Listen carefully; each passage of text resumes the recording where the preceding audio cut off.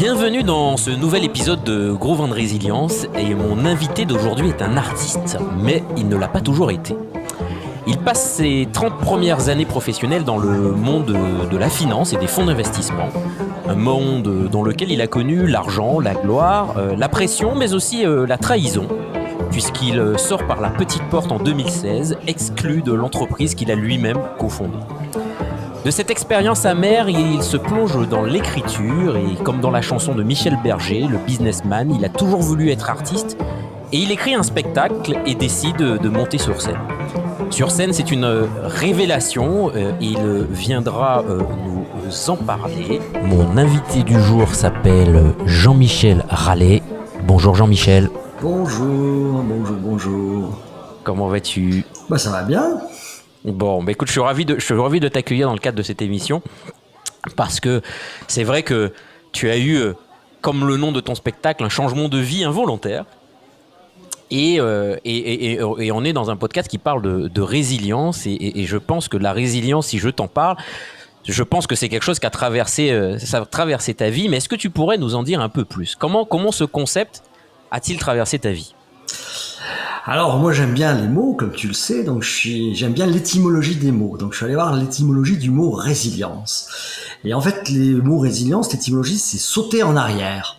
Alors moi je trouve que c'est à moitié faux et à moitié juste. C'est vrai que c'est un petit peu faire le petit pas en arrière, mais un peu comme au basket là, le step back, pour mieux rebondir et pour mieux marquer derrière. Donc quelque part, je pense que c'est un moment où, sûr, on a un coup d'arrêt, tout fonctionne bien, et puis on stoppe, on se prend un petit choc, on repart en arrière.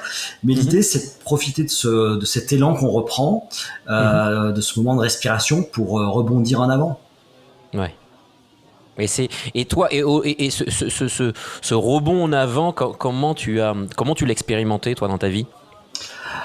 On va pas rentrer dans tous les détails, mais moi honnêtement j'ai eu 30 années où grosso modo ça roulait, tout fonctionnait bien. Je dirais il y avait il y avait des petits problèmes, on a tous nos petits problèmes, on se bat pour gagner des affaires, et ça fonctionnait bien. Donc c'est sûr quand en 2016 pour différentes raisons je me suis fait exclure, ça a été un choc, voilà. Et alors j'ai voulu remonter des choses peut-être trop vite, j'ai voulu rebondir trop vite et j'ai peut-être pas pris suffisamment ce temps du petit pas en arrière pour me reposer, me dire qu'est-ce que je voulais vraiment. On est hyper actif, du jour au lendemain on passe d'être connu, reconnu, parfois porté au nu et puis on retombe dans l'inconnu et donc on a vite envie de réoccuper cette place du vide. Ouais. Et puis, mais peut-être trop vite. Et il faut peut-être prendre ce temps. Et puis après, finalement, les éléments extérieurs nous obligent à prendre ce temps parce que ça se fait jamais aussi vite que ce qu'on a envie. Et c'est comme ça que, au final, en me posant, je me suis mis à écrire et à monter sur scène, ce que j'aurais jamais imaginé il y a 10 ans, et à y prendre du plaisir et à dire qu'aujourd'hui c'est mon projet numéro 1. Ouais. Mais j'aimerais revenir un moment dans cette période après 2016 où tu décides finalement de changer complètement de vie, de passer par l'écriture, écrire ton spectacle, etc. Et j'aimerais revenir dans cette période où le stress, l'incertitude pouvaient être très présents dans ta vie. Comment tu as fait pour justement évacuer ce stress, ce sentiment d'incertitude, reprendre le contrôle et repartir ? Alors, pour être honnête, déjà, quand tu n'as pas une incertitude financière et que tu n'as pas besoin, je dirais, tu n'es pas à la rue pour faire vivre ta famille, tes enfants, et avoir un toit, c'est déjà quand même un gros poids qui est enlevé. Donc faut l'admettre. Je n'avais pas ce problème-là et cette situation-là. Ça veut pas dire que j'avais pas de problème. C'est quand même un élément où il faut savoir relativiser à un moment donné son problème vis-à-vis du problème des autres. Il y en a pour lesquels c'est la priorité numéro 1. Et quand tu l'as déjà pas, ça veut pas dire que tout est simple et qu'il y a pas de soucis ou autre. Mais c'est déjà un sujet économique qui est évacué partiellement. Donc après ça s'est pas fait non plus j'ai voulu remonter quelque chose dans mon métier d'avant, alors que j'ai fait in fine d'ailleurs, mais de façon très très artisanale, pas en rentrant dans le cadre. Et c'est vrai que ce qui a été assez compliqué, c'est ces périodes de stop and go en fait pendant on va dire 2-3 ans où j'ai encore été là, où c'était quand même ce projet, c'était le projet numéro 1, de remonter un front. C'était du stop and go où tu attendais que le téléphone sonne, que les gens te rappellent, voilà, et les gens te rappellent pas parce que toi c'était eux qui te couraient après il y a 4-5 ans, et puis aujourd'hui t'es plus rien. Ouais, Ça c'est je trouve le plus compliqué à vivre. Voilà, c'est de se dire à un moment donné on va dire t'es au top et puis le lendemain t'es un flop. Donc donc ça permet aussi de faire le tri entre les vrais amis, les faux amis, ceux qui étaient là par intérêt, ceux qui étaient là par calcul, et puis ceux qui étaient là par amitié. Ouais. Et à partir du moment où tu décides vraiment de t'engager dans cette nouvelle vie qui est aujourd'hui la tienne, déjà il t'a fallu combien de temps entre la sortie de ton ancienne vie et puis l'entrée dans cette nouvelle vie? Combien de temps il t'a fallu? Après, ça s'est fait au fur et à mesure. En fait, en 2016, j'ai commencé à écrire. En fait, j'ai écrit, un besoin d'écrire. Je sais pas pourquoi. D'ailleurs, j'arrive pas j'essaie de comprendre pourquoi j'ai eu ce besoin-là parce que je l'avais jamais fait. Alors après, j'aimais jouer avec les mots. Quand j'étais adolescent, j'écrivais des chansons. Donc c'était déjà naturel en moi. J'étais toujours le blagueur de l'histoire et j'aimais détendre des conseils d'administration parfois avec une petite blague. Ça permet de faire passer aussi des messages. Mais écrire un spectacle, j'avais jamais eu cette idée-là. Donc j'ai eu ce besoin et j'arrive pas à le dater exactement d'extérioriser des choses, de dire des choses, voilà. Après, je l'ai mis un peu en parallèle, en sommeil, et puis le déclic, ça a été en octobre 2018, où j'avais quand même du temps, puis je voyais que ça avançait pas de l'autre côté. Donc, je me suis dit, allez, quitte à le faire, allez, occupe-toi, voilà, c'est bien d'avoir une deuxième activité, je dirais, où t'as un vrai enjeu, voilà, pas juste, voilà, je fais partie de certains réseaux, toujours dans le monde de l'entreprise, parce que ça, c'est un monde que j'aime toujours, le réseau Entreprendre ou autre, bien connu à Lille, hein, donc, mais bon, ça t'occupe pas H24, et voilà, je voulais me réinvestir dans un projet, donc là, je suis allé voir un metteur en scène qui m'a dit, ok, moi, je veux bien t'aider à finir d'écrire ton spectacle, à te mettre en scène, à t'apprendre à jouer, et je veux que tu le fasses sérieusement. Donc je me suis mis là à me prendre sérieusement et ça s'est fait progressivement. En fait, j'ai mis le petit doigt dans l'engrenage. Donc pendant, on est toujours en train d'écrire. Hein, moi, je continue d'écrire. Il continue d'être modifié tous les jours, hein, ce spectacle. Mais ça m'a mis grosso modo entre ce que j'avais déjà écrit avant. Donc j'ai mis entre d'octobre à avril 2019, j'ai fini de l'écrire, il était bien avancé. Et puis, j'ai commencé à le répéter à partir d'octobre 2019 pour être prêt à le jouer la première fois en octobre 2019. Donc, j'ai fait ma première en octobre 2019. Ça devait être une fois ou deux fois au début. À ce moment-là, je savais pas comment ça allait se passer. Je savais pas si ça allait marcher. Je savais pas si j'allais être mort de trouille, perdre tous mes moyens sur scène. Et là, ça a été une révélation. Parce que ça je trouve ça quand même étonnant que se dire finalement, parce que tu dis je suis monté sur scène octobre 2019, premier spectacle. Qu'est-ce qui se passe chez toi quand tu montes sur la scène, tu dis que c'est une révélation avec cette incertitude, puisque tu ne sais pas si finalement tu vas recevoir un accueil positif de ton public, c'est vraiment une première. Est-ce que tu penses à te dire et si ça ne marche pas, je fais quoi? Et si le public ne répond pas, je fais quoi? Qu'est-ce qui se passe dans ta tête à ce moment? À la limite, comme je savais pas et qu'à ce moment-là, je me projetais pas encore sur l'après, et puis on a toujours quelque chose derrière la tête où on se dit j'aimerais bien mais quelque part ça serait pas marché. J'aurais eu mon bide, j'aurais eu un moment de honte devant des gens que je connaissais pas. Voilà, on aurait refermé le livre. À la limite, je me suis dit, je l'ai fait. Fallait déjà le faire. C'était déjà courageux de le faire. Et ça aurait été une expérience comme une autre qui aurait enrichi. Et puis après, je sais pas ce que j'aurais fait autrement. Mais ça s'est passé beaucoup mieux que ce que j'imaginais. Ouais, excellent. Ouais. Et qu'est-ce que tu finalement, avec le recul aujourd'hui, donc un peu plus d'un an maintenant après ta première montée sur scène, qu'est-ce que tu en tires comme leçon en, en- en termes de résilience? Qu'est-ce que ça t'a appris sur toi? Bah, je pense que en fait, on a des ressources insoupçonnées. Hmm. On n'imagine pas ce dont on peut être capable. Alors, il y en a, ils ont une résilience par le sport, ils font des exploits sportifs incroyables, ouais, comme mon ami Philippe Croison, amputé des quatre Hmm. membres qui traversent la Manche. Voilà, moi, c'est quelqu'un dans lequel je suis en. Voilà, quand j'ai un moment un coup moral, je pense à lui et puis ça repart tout de suite. Ouais. Donc, moi, je sais qu'un mon fils m'a dit, ouais, papa, voilà, des trucs sur lesquels ça va être compliqué, ça va être quand même de retenir tout par cœur. Ouais. Grosso modo, c'est 40 pages, 10-12 000 mots, 1 heure et demie sur scène. Donc c'est sûr, il faut retenir tout par cœur. Et dans un spectacle de ce type-là, qui joue aussi beaucoup sur les mots, la place du mot est importante. Voilà, c'est pas de l'à peu près, on peut pas arriver les mains dans les poches en disant je vais voir de quoi je leur parle.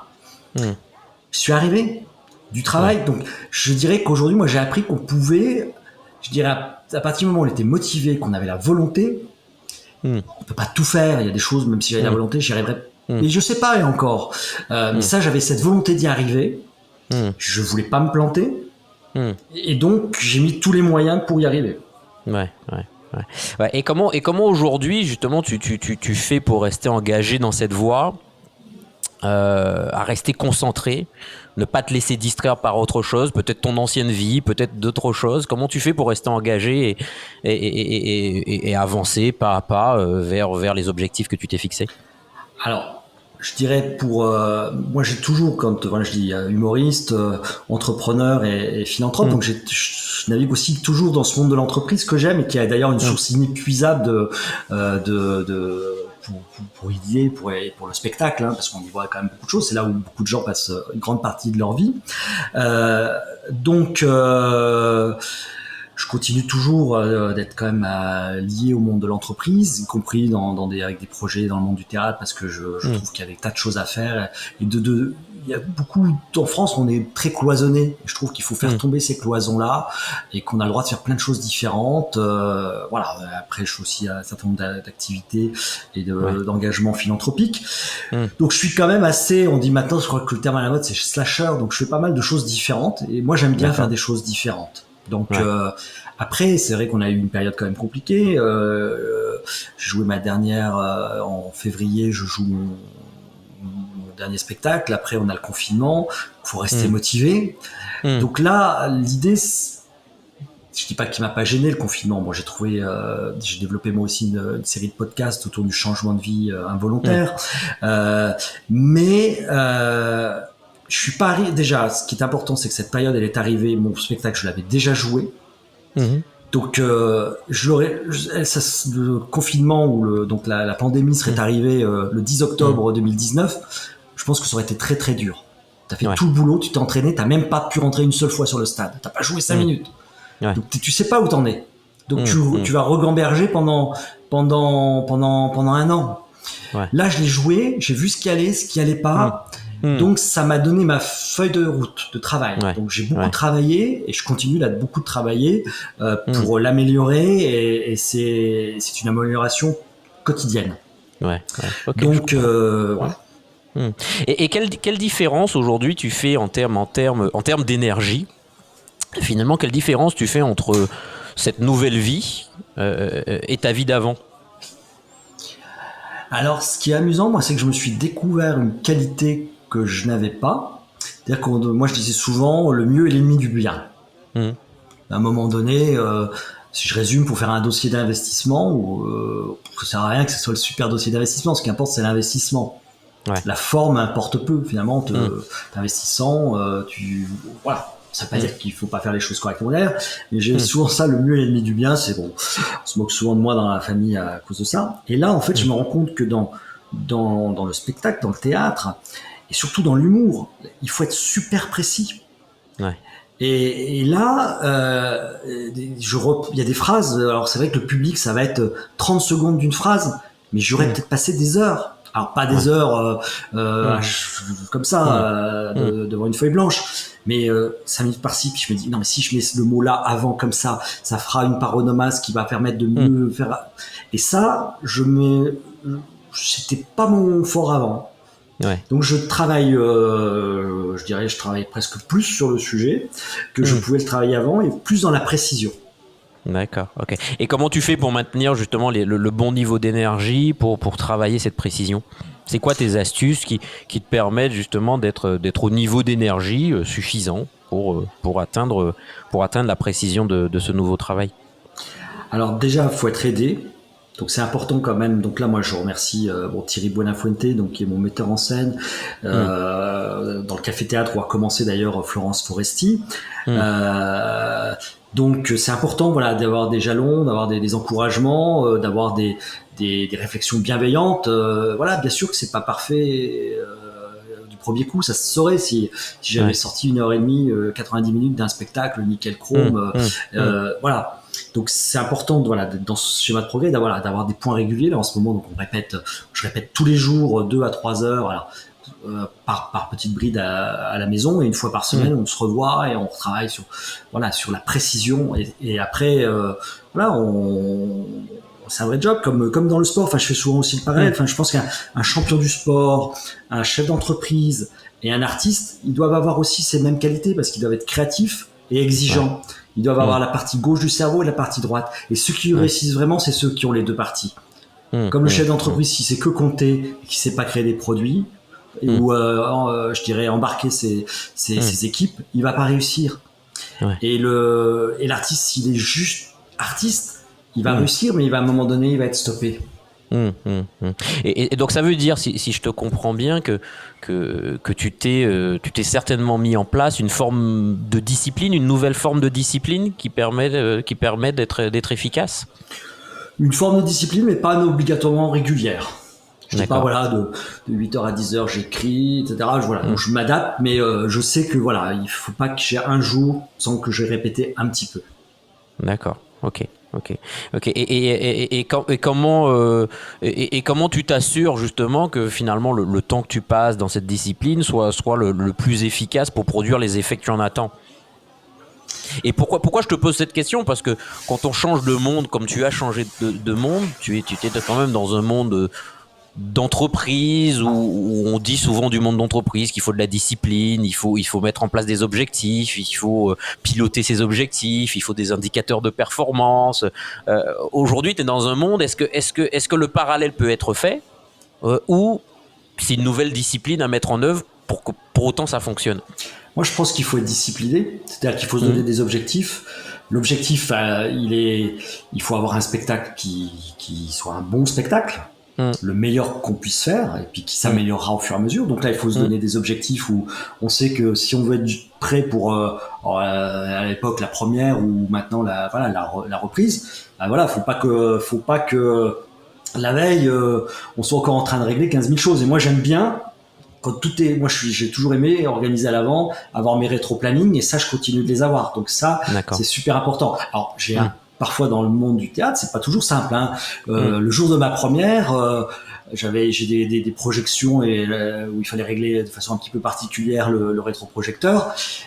Je jouais à 20h ou 20h30, à 17h, c'était toujours pas réglé. Donc ça, voilà. Mais bon, donc j'apprends un petit peu à gérer avec ces choses-là. Je dis tout ce qu'on peut prévoir à l'avance, c'est toutes les imprévus qu'on n'aura pas à gérer le jour J, parce qu'on en aura des imprévus. Donc ça, moi cette discipline-là, alors je suis un peu pénible là-dessus, avec peut-être mon entourage, mais j'aime bien faire ce rétro-planning donc il faut que le spectacle soit prêt. Après, ce qui est important, c'est que moi j'ai beaucoup utilisé les outils de CRM que j'utilisais que dans ma vie d'avant. Pour aussi, parce que si t'as le meilleur spectacle mais que t'as personne dans la salle, ça sert à rien. Et aujourd'hui, il faut remplir les salles, et c'est pas si simple que ça. Quand t'es pas connu, je dirais, tu t'appelles Foresti, tu remplis. Il y a pas les billets passent au Kev Adams, les billets partent en 2 jours et peut-être même plus vite. Donc, mais quand on n'est pas du tout connu, après avoir fait les copains, les amis, je dirais à un moment donné, faut faut se faire connaître. Et c'est là où j'ai une discipline, voilà, de créer du contact, de créer des communautés pour ensuite me faire connaître. Voilà. Ouais. Ouais. Et ça, je retrouve quelque part une logique que celle que j'ai développée pendant 30 ans de vie professionnelle. Ouais, d'accord. Ok, et donc du coup, ce que tu as appris effectivement dans le monde entrepreneurial, tu l'utilises pour te développer en tant qu'artiste. Là, le parallèle peut être fait assez facilement, mais est-ce qu'il y a des choses que tu dis, mais finalement que je ne fais plus et finalement c'est pas si mal que ça. Est-ce qu'il y a des choses que tu as arrêté de faire et que tu faisais et que tu mettais en place dans ton ancienne vie? Après, c'est vrai que dans le métier de l'investissement, la partie juridique était devenue de plus en plus importante, etc. Enfin, tu relisais des documents. Ouais, moi, à un moment donné, alors à la fin, je les faisais de moins en moins, mais c'était, voilà, j'avais des collaborateurs qui le faisaient, mais ouais, c'était pas ce qui était le plus, moi, ce qui me plaisait le plus, c'est sur lequel je sentais que j'avais le plus de valeur ajoutée. Donc voilà. Après, je trouve. Là, je suis obligé d'être efficace. Je suis tout seul. Voilà, j'ai des gens autour de moi, petite équipe, mais je suis obligé. Voilà, faut repart à zéro. Donc, j'ai appris des outils de montage, de vidéos et autres. Donc, c'est assez marrant parce que tu vois, on revient c'est un peu à la base. Et des fois, quand tu délègues trop, bah, tu finis par tout oublier. Ouais, d'accord. Ok. Ouais, donc de nouvelles compétences acquises. Il y a une partie que tu as gardée, que tu as renouvelée dans ce nouveau métier, mais tu es maintenant sur un registre qui est le registre de l'humour, qui est quand même un registre qui est quand même pas si évident que ça. Tu le disais qu'il faut une question de précision. Comment tu fais pour garder un moral suffisamment positif pour te lancer dans cette activité, surtout quand parfois les choses sont tendues, on est dans une période où c'est pas si simple.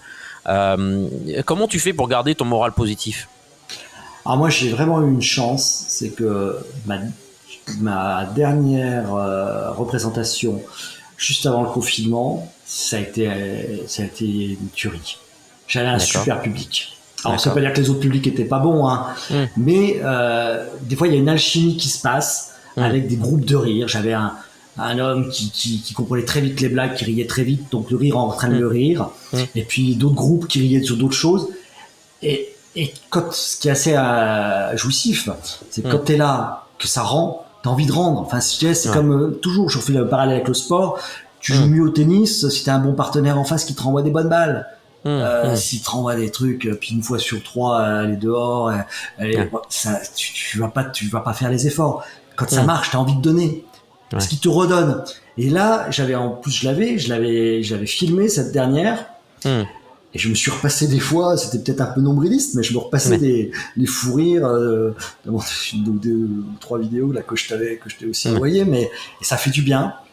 Et j'ai tellement de plaisir que je me dis, voilà, c'est génial. Alors ça va pas être toujours comme ça, hein. Il y aura des moments où ce sera moins bien, tu seras moins en forme, ça va moins bien répondre, voilà.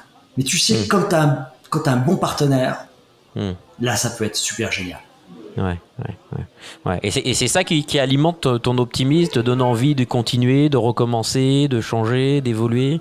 Oui, puis je trouve qu'au travers de l'humour, on peut faire passer beaucoup de messages. Je crois qu'en ce moment, on a quand même vu qu'il y avait des choses qui allaient pas complètement. Moi, je suis dans le monde, dans ma vie d'avant, dans l'évolution de la finance, il y a des choses, moi, je comprends plus. Voilà, je crache pas dans la soupe, hein. Il y a des choses qui sont utiles. La finance est un moyen qui est très utile à plein de choses. Mais moi, il y a des choses que je comprends plus. Voilà, il y a des fonctionnements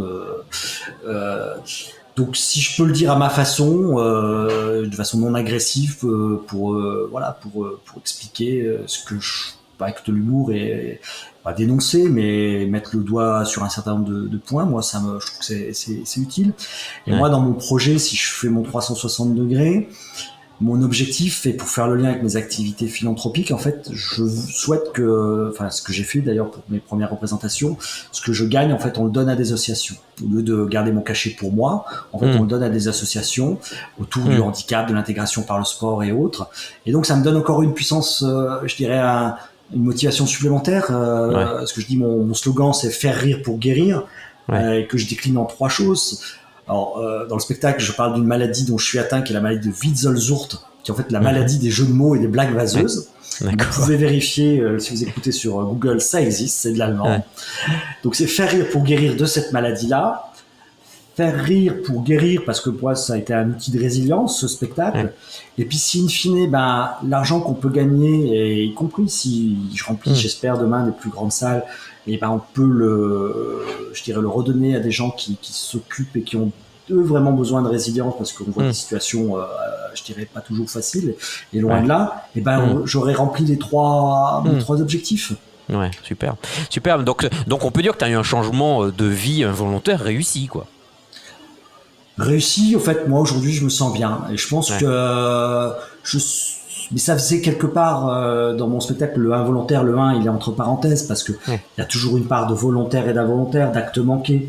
En fait, voilà, je me sentais plus complètement aligné avec la façon dont, pas mon entreprise, mais de façon générale, l'industrie dans laquelle j'évoluais s'est développée.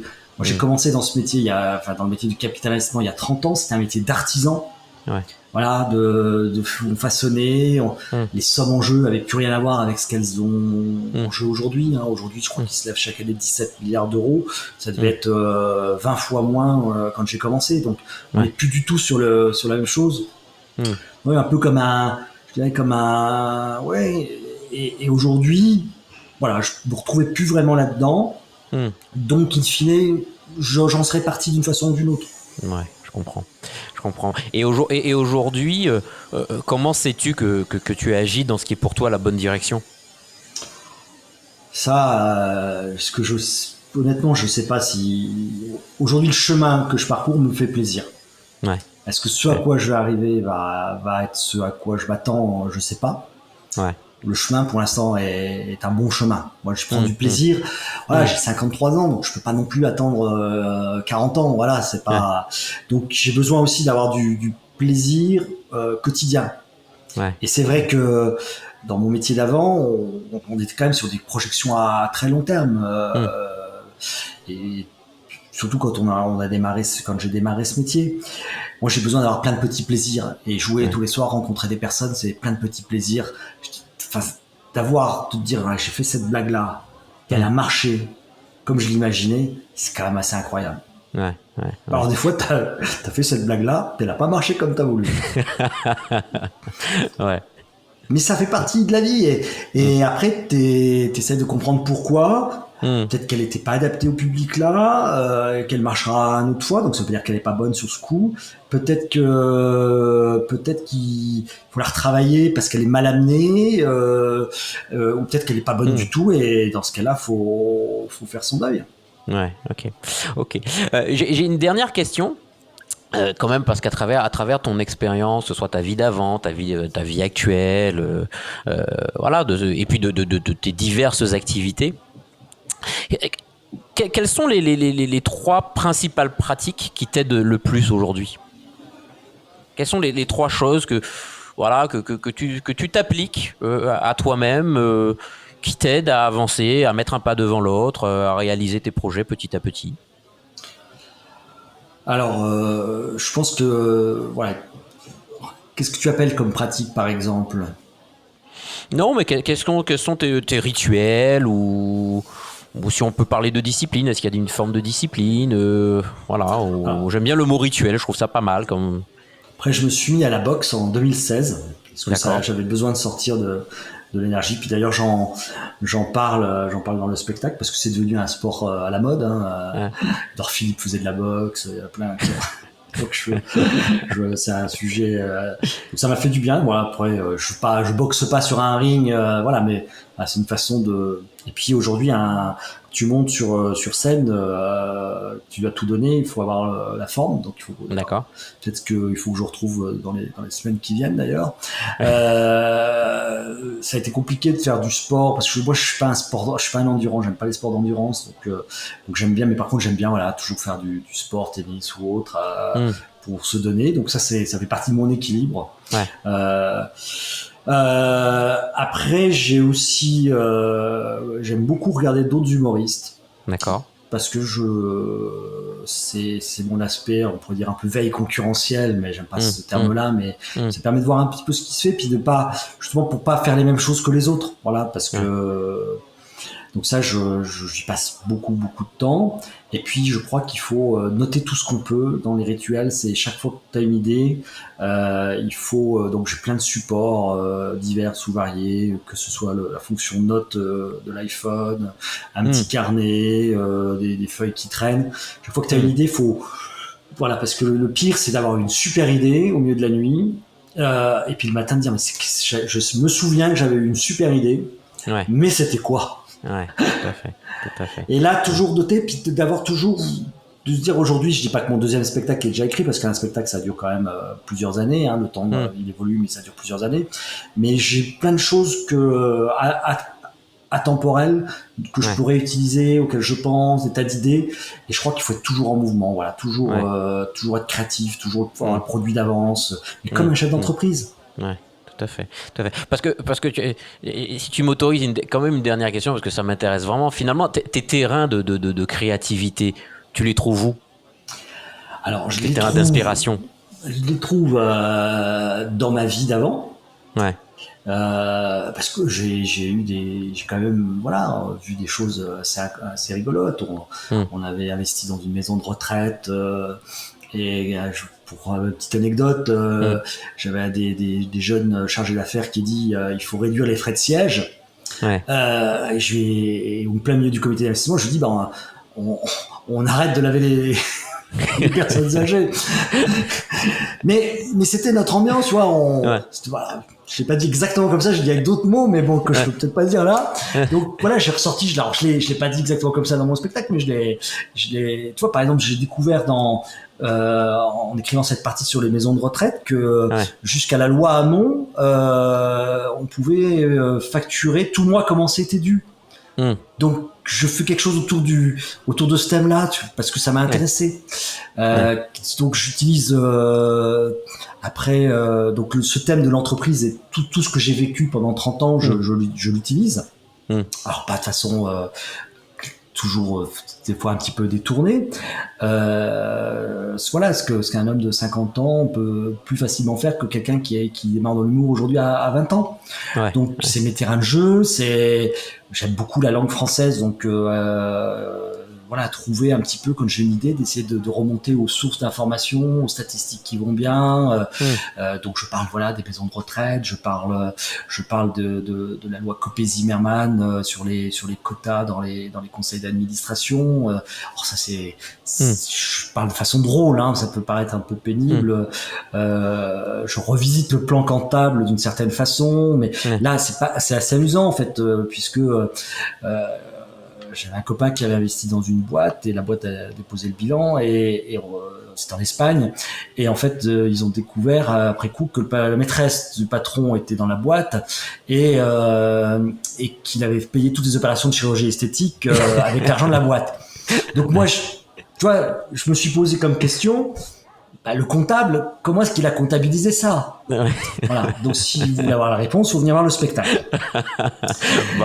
Bon, alors du coup, les prochaines dates, si tu nous donnes rendez-vous, c'est quand? A priori, de ce que tu peux savoir. Ce que je pense reprendre à Lyon, parce que je quitte Lyon, donc au Nombril du Monde, à partir de mi-janvier. Ensuite, j'ai des dates à Annecy, Vichy. Ensuite, je pense rejouer à Lyon. Donc comme ça, le spectacle sera bien rodé. Et puis après, aller dans d'autres villes françaises, vraisemblablement Rennes, Lille, d'autres, à partir du mois d'avril. Écoute, c'est super. Bon, écoute, on note ça et puis on aura plaisir à venir te voir, à venir rigoler autour de ce spectacle qui s'appelle Changement de vie involontaire. Écoute, Jean-Michel, merci pour ton temps, merci pour ce partage d'expériences très sympathique. Et puis on se dit à très bientôt, certainement dans une salle de spectacle. À bientôt, merci. Allez, au revoir. Salut.